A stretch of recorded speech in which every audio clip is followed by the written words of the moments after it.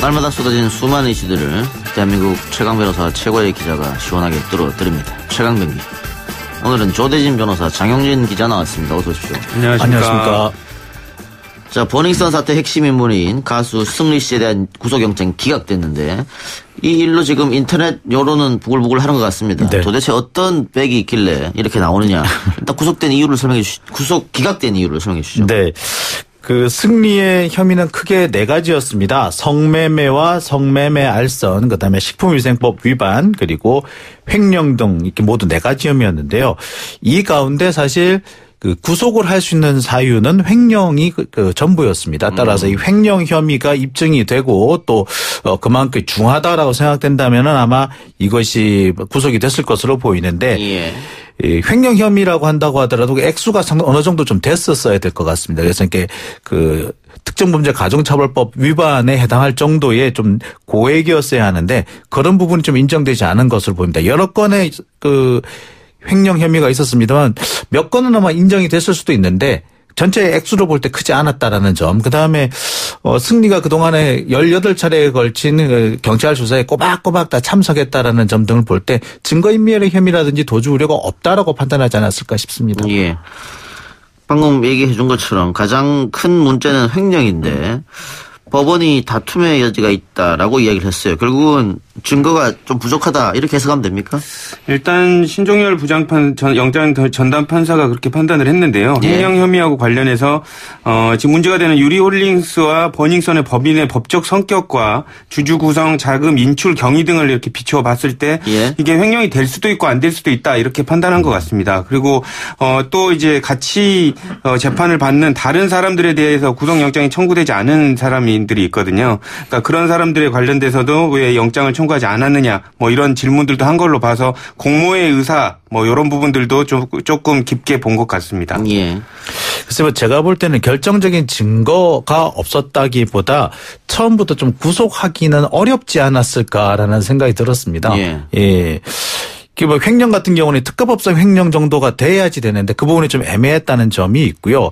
그리고 정작 가장 중요한 혐의라고 할 수 있는 것이 결국에는 이 버닝썬 그리고 예. 더 나가서 YG의 정관계 고위 인사들과의 어떤 유착 의혹이었는데 예. 그 부분에 대해서 전혀 수사가 진행되지 않고 이미 있는 혐의도 이미 상당상 무혐의 형태로 결론을 내려놓은 상태에서 어떻게 보자면 꼬리 자르기에 해당하는 부분이었기 때문에 경찰 스스로도 영장이 안 나올 수도 있다라는 거 어느 정도 감지를 하지 않았을까라는 생각이 들어요. 예. 그러면 경찰이 여론을 좀 의식해서 무리한 영장 청구를 했다. 이렇게 봤잖아요? 일단은 방금 말씀 주신 대로 수사가 18번이나 있었거든요. 그러면 지금 상당히 이례적인 상황인 거거든요. 그래서 이걸 수사를 위해서 짜서 이제 지금 그 승리 씨가 각종 명목을 앞세워서 버닝썬에서 5억 원 지금 횡령한 걸로 지금 그 영장 청구서에는 기재가 돼 있거든요. 예. 그러니까 어떻게든 짜서 특정경제 가중처벌법에 적용되도록 맞춘 거 아니냐. 그러다 보니까 재판부가 보기에는 이거 뭐 금액을 맞춰오기는 했는데 이게 언뜻 보면은 이게 횡령이 아닐 수도 있겠다라는 생각을 조금 많이 한 것 같습니다. 18번이나 불러서 조사를 했다. 역으로 얘기하면 그만큼 증거가 좀 부족하지 않았냐 이렇게 볼 수 있다 이 말씀이네요. 그렇죠. 그러니까 완전히 명백한 증거들의 그 조사 같은 경우에는 한두 번이면 끝납니다. 예. 뭐 하루 뭐 길게 잡아가지고 야간 조사 안 하고도 끝내는 경우가 많은데 18번이나 불렀다는 것 자체가 경찰이 확실하게 이 부분이다라고 이렇게 조서를 꾸밀 만한 내용이 없어서 18번 부른 거 아닌가라는 그런 의심도 좀 나오게 됩니다. 예. 한편 승리 씨 동업자죠. 유리홀딩스 전 대표 유인석 씨도 같이 구속영장이 기각됐는데 영장실질심사에서 배우 박한별 씨가 탄원서를 제출했다고요? 예. 이 유리홀딩스 유인석 대표 같은 경우에는 지금 마약 부분에서 어느 정도 유죄를 의심할 수 있는 부분이 증거들이 좀 나왔죠. 예. 그럼에도 불구하고 계속해서 영장이 기각되고 있는데 그 말은 결국에 이 사람이 어떤 실형을 받을 가능성이 적다거나 아니면 도주의 우려가 적다 이 두 가지 판단했을 가능성이 높습니다. 그런데 이 부분에서 특히 이제 그 연예인이죠. 배우죠. 그러니까 박한별 씨가 직접 탄원서를 제출한 것도 어떻게 보자면은 이렇게 유명한 사람의 남편이기 때문에 도주의 우려가 없다. 이런 얘기를 좀 강조하고 싶었던 것 같습니다. 예, 알겠습니다. 자, 경찰이 보강조사 후에 영장을 재신청하겠다 이런 생각인 것 같은데 글쎄요. 우리가 지금까지 얘기하는 거를 살펴보면 재신청하더라도 기각될 확률이 높죠. 그렇게 보이는데. 일단 조사를 너무 많이 했고요. 많이 해서 이제 추가적으로 보완할 증거들이 뭐가 남아있을까에 관련된 부분에 의문이 들고 일단은 재판부가 명백하게 그 다른 횡령하는 사람들의 공모관계에 대한 약간 퀘스천 마크를 좀 가진 상태이고 예. 또 그 무엇보다도 조사를 많이 했어서 성실하게 또 임했거든요. 예. 그렇기 때문에 증거인멸 우려도 특별한 사항이 없는 한 증거인멸 우려도 없는 걸로 계속 볼 가능성이 높아서 또 영장을 청구를 하더라도 실효성이 있을지는 의문입니다. 그런데 문제는 승리 씨가 군대를 가려고 하다가 이번 사건으로 뭐 수사받고 하더라고 입영을 연기했잖아요. 그렇죠. 군대 가버리면 어떻게 됩니까? 우선 군대 가는 건 크게 의미가 없다고 봐요. 왜냐하면 군대를 가면 이제 군 검찰에서 이 사건을 인계를 받게 되는데 뭐 특별하게 뭐 증거가 추가로 나오지 않는 이상 뭐 어제 사회 일반 민간 경찰에서 어느 정도 수사가 마무리됐기 때문에 군 검찰에 간다고 해서 특별히 크게 달라질 것은 없어 보입니다. 예. 오히려 이제 군에 가게 될 경우에는 자신의 어떤 그 신병이 어떻게 어느 정도 확보되는 것이라서 예. 조사는 오히려 더 수월할 수도 있을 예. 거라고 생각이 들어요. 경찰과의 유착 부분에 대한 최종 결과도 나왔는데요. 어떤 내용이죠? 그 경찰총장으로 거론되던 윤모 총경에게 직권남용 혐의를 적용하기로 최종 결론을 내렸습니다. 직권남용 권리행사 방해로 이제 검찰의 기소 의견으로 통치할 예정이라고 밝혔는데요. 최초에는 청탁금지법이나 뇌물수수법에 관련된 혐의도 적용을 했지만 법리 검토 결과 요건이 충족되지 않는다고 판단이 돼서 이 부분은 불기소 의견으로 넘긴 것으로 지금 판단되고 있습니다. 예.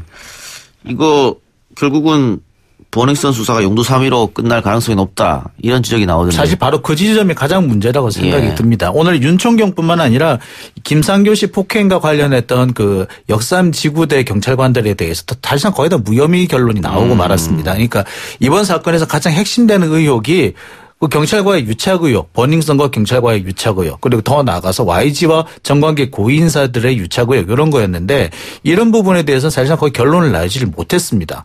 그런데 이 부분 여기서 좀 한 가지 짚어봐야 될 것은 이 유착 의혹과 관련해 가지고 내부 고발자가 있었고 그 내부 고발자가 국민권익위원회에 이 제보를 했었다는 점이 있죠. 그리고 그 제보한 자료가 이미 검찰에 넘어가 있었기 때문에 이 부분에 대해서 경찰이 제대로 수사를 하지 않았다는 것은 한편으로 봐서는 좀 짚어볼 부분인 것 같습니다. 그리고 사실 18차례 소환을 한 부분도 사실 이 부분과 연관시켜서 생각해 보면은 이 진짜로 해야 되는 이런 유착 의혹에 대해서 수사를 안 하면서 18차례 소환을 했다. 그럼 18차례 동안 뭘 했느냐. 예. 그건 결국엔 뭐냐면은 그냥 내 수사 좀 세게 했다. 이런 어떤 그럼 보여주기식의 어떤 결과를 만들려고 했던 게 아닌가 뭐 그런 좀 의혹도 있습니다. 이거 어떻게 합니까? 경찰 수사 끝나면 검찰로 넘어갑니까?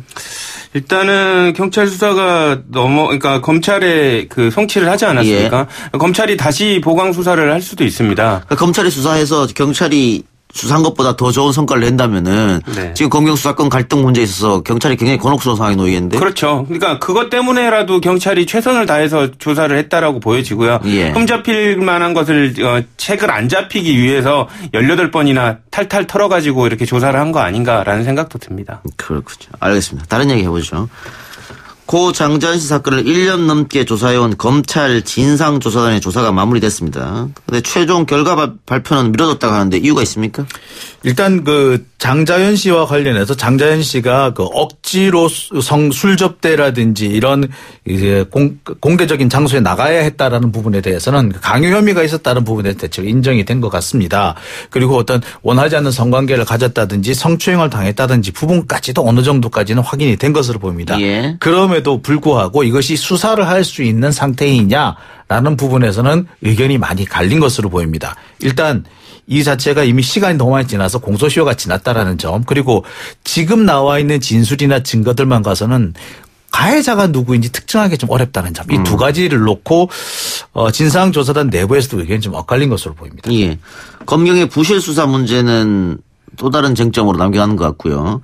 이번 최종 보고서에 당시 수사기관에 대한 조선일보의 외압도 포함됐다고 하던데 그건 무슨 말입니까? 진상조사단은 조선일보 측 인사가 직접 찾아와서 당시 피의자였던 조선일보 방상훈 사장을 조사하지 말아달라고 압력을 행사했다는 강일학 전 경찰청장이 진술을 확보했다고 발표를 했습니다. 그런데 이제 이 당시에 검경의 수사를 그런데 이제 수사 미진으로 볼지 직무유기로 판단할지는 아직 내부 의견이 엇갈리고 있는데요. 왜냐하면 수사미진은 형법상 처벌 규정이 없고요. 직무유기로 판단하려면 증거가 필요한데 조사단이 이런 증거는 발견하지 못한 걸로 판단되고 있습니다. 예.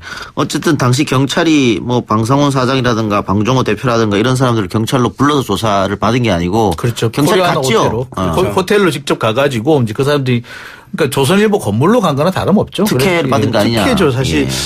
그 전직 대통령도 검찰청에 불려 나와서 조사를 받는데 조선일보 관계자들은 자신의 홈그라운드에서 조사를 받았다는 것 자체가 사실 이례적일 뿐만 아니라 이해할 수 없는 부분이죠. 예. 그리고 사실 이 장자연 씨 사건 같은 경우에도 더 중요한 것은 진짜 중요한 것은 뭐 이런 그 성상납이 있었다든지 어떤 특별한 어떤 그 난잡한 그 우리 사회 고위층들의 어떤 파티 장소에 있었다는 게 중요한 게 아니라 이것이 이렇게 왜 은폐가 됐느냐 부분인데 이 부분에 대해서 수사가 좀 너무 미진했다는 게 너무 안타깝습니다.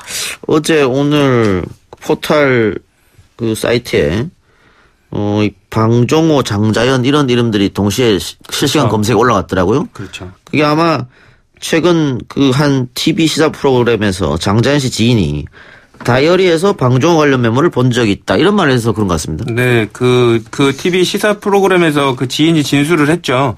방정호, 뭐 영화 7시라는 메모가 다이어리에 적혀 있었다는 걸 분명히 봤다라고 얘기를 하고 있으면서요. 지금 방정호 씨가 장자연 씨를 모른다는 거는 그런 측면에서 전혀 말이 안 되고 2008년 10월 28일에 두 사람을 만났다는 것을 입증할 증거가 없어서 진실을 규명하지 못한 것일 뿐이지 이 사실에 관련된 부분은 명확히 사실로 남아있다라는 취지의 진술을 했습니다. 다이어리는 장자연 씨 다이어리인 건가요? 장자연 씨 다이어리로 알려지고 있고요. 그리고 수사기관도 그렇게 파악하고 있는 걸로 알고 있습니다. 예. 자, 장자연 사건의 재조사, 수사로 전환될 수 있을지 발표는 언제 합니까? 자, 오는 20일로 지금 알려져 있는데요. 이때까지 아마 검찰 내부에서 그러니까 법무부 내부에서 어느 정도 이렇게 결론이 도달돼야 될 것으로 보이는데 어떻게 되든가 일단 수사를 하기는 해야 되지 않겠느냐라는 생각은 듭니다. 그래서 최종적으로 불명확하더라도 수사를 하라는 공고가 나올 가능성이 높지 않겠느냐. 저는 뭐 조심스럽게 이렇게 생각을 해봅니다. 김학의 전 차관에 대한 영장은 어떻게 될 것 같습니까? 김학의 전 차관 같은 경우에는 일단 김학의 전 차관은 영장은 받는 쪽으로 그 본인도 스스로도 이렇게 결정을 한 것 같습니다. 그래서 본인이 영장 청구에 관련된 부분을 관련돼서 아예 지금 뭐 그 윤중현 씨를 만난 적이 없다라고 지금 부인해 버리지 않습니까? 예. 그러니까 이런 부분으로 봤을 때 영장은 발부받고 이제 공판 가서 이제 본인의 입장을 변경한다든지 이런 식으로 아마 나갈 가능성이 높아서 예. 영장 자체는 발부될 가능성이 높다고 보이십니다. 예. 퍼닝썬 사건, 김학의 사건, 장자연 사건 처음에는 거창하게 시작한 것처럼 보였는데 마지막엔 조금 용두사미 같은 느낌이 나긴 나네요. 그렇죠. 답답한 부분이 바로 그 부분입니다. 검찰도 그렇고 경찰도 그렇고 수사력이 이 정도밖에 안 됐는지 참 한심하다는 생각이 들 정도입니다. 알겠습니다. 오늘 두 분 말씀 여기까지 듣죠. 수고하셨습니다.